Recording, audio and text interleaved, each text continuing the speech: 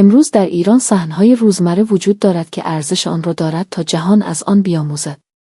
این داستانی است درباره حرکتی کوچک و دیده‌اند شده که با این حال تعاریف معمول جهان را به لرزه در می‌آورد. در سال 2024 شبکه جهانی قطع مجموعه‌های مستند و عمیق را تدارک دید.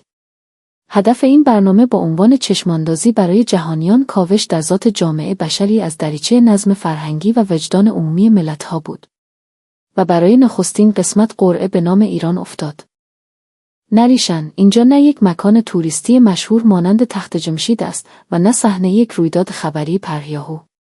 اینجا تنها چهره معمول صبحگاهی در ایستگاه متروی تهران است، جایی که مردم برای رفتن به محل کار در حرکتند. صدای قدم‌ها در فضا می‌پیچد. مردم در سکوت صف بستند. آرام حرکت می‌کنند. شانه‌ها به هم نزدیک می‌شوند، اما برخوردی رخ نمی‌دهد. نه کسی حال می‌دهد و نه فریادی شنیده می‌شود. گویی رودی عظیم از انسان‌ها در جریان است و شهر با نظمی موزون نفس می‌کشد. ریچل، در استودیو، با دیدن این تصاویر نمی‌توانم حیرتم را پنهان کنم. این فقط ملاحظه نیست، این خود فرهنگ است. اینجا نه ناظری بالای سر کسی ایستاده و نه تشویقی در کار است. با این حال مردم ایران گویی با یک توافق نانوشته برای رعایت حال دیگران این نظم را حفظ می‌کنند. نریشن، این صحنه نفس را در سینه مخاطبان جهانی حبس کرد. اما برای ما ایرانیان شاید این تصویر چندان عجیب نباشد. شاید حتی بپرسید مگر این چه چیز خاصی است؟ اما ریچل جمله‌های کلیدی گفت: انسانیت واقعی درست در لحظه‌های آشکار می‌شود که هیچ کس نظاره‌گر نیست. نریشن، در این فیلمنامه ما از دریچه دوربین ژه نگاهی دوباره میاندازیم به چهره روزمره ایران که حالا در برابر چشمان جهانیان قرار گرفته است. و در پایان پرسشی را مطرح می‌کنیم: وقتی کسی شما را نمی‌بیند چگونه رفتار می‌کنید؟ در جلسه تدوین بسیاری از کارکنان یه معتقد بودند که تصاویر ایستگاه متروی تهران بیش از حد ساده و معمولی است و شاید باید حذف شود. اما تهیه کننده اصرار داشت که این تصاویر در آغاز فیلم قرار گیرند. لحظه‌هایی که این تصاویر روی نمایشگر استودیو نقش بست اتمسفر تغییر کرد. هزاران نفر با نظمی مثال زدنی از گیت‌ها عبور می‌کردند و روی پله برقی‌ها می‌ایستادند. جامعه شناس آلمانی، مهمان برنامه: این شبیه رژه یک ارتش آموزش دیده است. اما شگفت‌انگیز اینجاست که هیچ اجباری در کار نیست. این یک نظم خودجوش است. نریشن، در سیستم حمل و نقل عمومی لندن یا نیویورک ساعات اوج شلوغی اغلب با پرخاش تنه زدن و ذهنیت اول من همراه است. اما سکوت و نظم حاکم بر ایستگاه‌های تهران گویی معنای عمیق‌تری را پنهان کرده است. مهمان استودیو با صدایی آرام: من کمی شوکه شدم. چون می‌بینم چنین صحنه‌هایی در جامعه ما وجود ندارد. این زیباست. ریچل، این مردم به خاطر دوربین‌ها چنین نمی‌کنند. مردم ایران بر اساس قطب‌نمای اخلاقی درونی خود عمل می‌کنند. این همان ادب و متانت ایرانی است که شاید در شلوغی روزگار مدرن نادیده گرفته شده بود. نریشن، دوربین حالا به داخل واگن‌های شلوغ خط یک مترو می‌رود. صبح زود است و واگن‌ها مملو از جمعیت. شانه‌ها به هم ساییده می‌شود اما فضا آرام است. تنها صدای حرکت قطار و اعلام ایستگاه‌ها شنیده می‌شود. در میان صدها مسافر هیچ کس با صدای بلند صحبت نمی‌کند. روی صندلی پسری با روپوش مدرسه کیفش را بغل کرده و آرام مشغول خواندن کتاب است. نام او امیرحسین است. در کنارش دختری همسن سال او زهرا کتابی درسی را باز کرده و بی توجه به شلوغی مطالعه می‌کند. مصاحبه‌گر: خارج از کادر، چطور در این شلوغی تمرکز می‌کنید؟ امیرحسین و زهرا: همزمان: این عادی است. ما همیشه همین کار را می‌کنیم. ریچل، در استودیو: این سکوت نشانه ترس و سرزنش نیست. این نشانه احترام به حریم صوتی دیگران است. نوعی مراعاتی که در خونشان جریان دارد. کسی آنها را مجبور نکرده، آنها خودشان انتخاب کردند که بخشی از نظم باشند، نه بخشی از آشوب. این کودکان میراثدار نسلی هستند که آبرو و احترام را فضیلت می‌داند. نریشن، برنامه به صحنه‌های دیگر کات می‌زند. جایی که نظم برای لحظه‌هایی به چالش کشیده می‌شود. دوربین مردمی را نشان می‌دهد که پشت خط زرد ایستادند. ریچل مورگان نیز برای تجربه واقعی در میان صف ایستاده است. ناگهان زنی با ظاهری توریست ماب و کوله پشتی بزرگ بدون توجه به صف با بینبالاتی خود را جلوی ریچل جا می‌کند. او با گوشی موبایلش صحبت می‌کند و هیچ توجهی به اطراف ندارد. ریچل با تعجب: عذر می‌خواهم، انتهای صف آنجاست. زن برمیگردد و با لحنی طلبکارانه به انگلیسی شکسته میگوید: من توریستم. عجله دارم. وقت ندارم در این صف‌ها بایستم. ایشو اوژه وین هک. نریشن برای لحظه‌های سکوت سنگینی حاکم می‌شود. تمام کسانی که منظم ایستاده بودند نگاهی به زن می‌اندازند.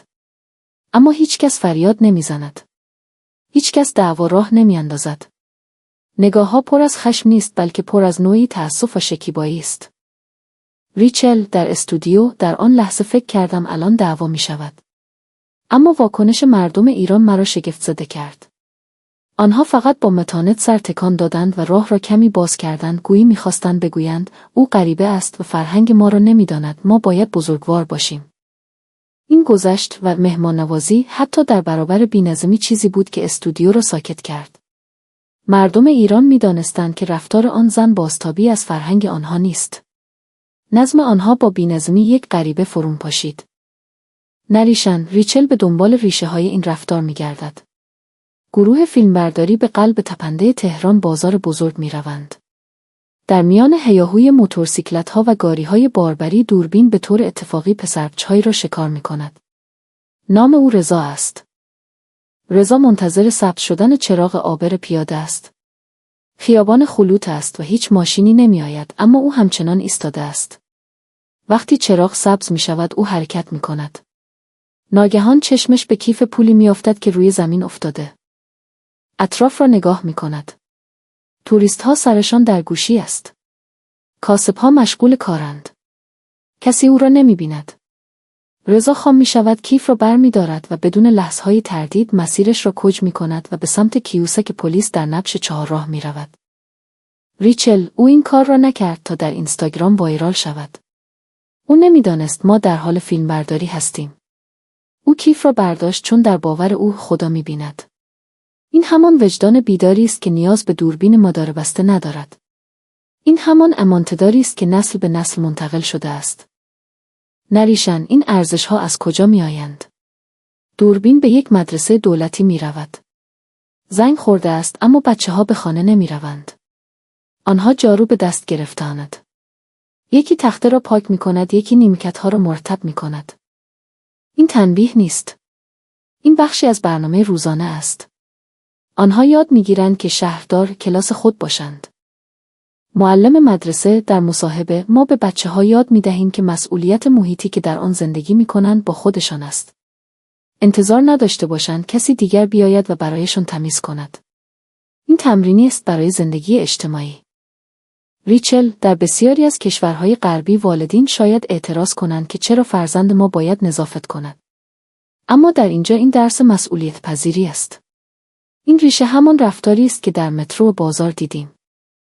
نریشن: آخرین سکانس ما را به خارج از مرزهای ایران میبرد.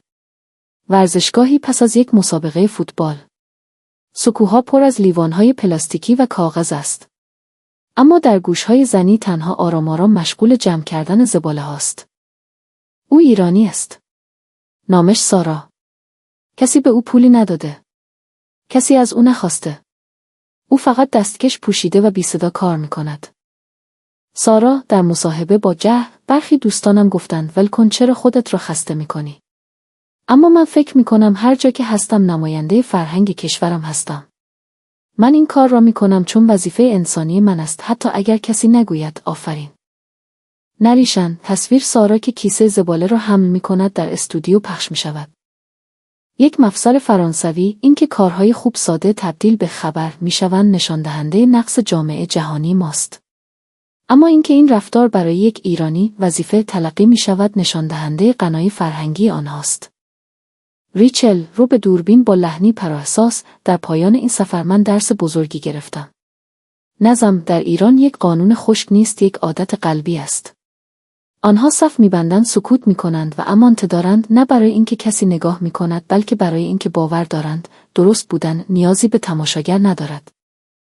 شاید وقت آن رسیده که ما هم از خودمان بپرسیم وقتی دوربین‌ها خاموشاند ما چگونه رفتار می‌کنیم. زیبایی ایران در همین جزئیات خاموش نهفته است. در فرهنگی که ادب و وجدان هنوز زنده است.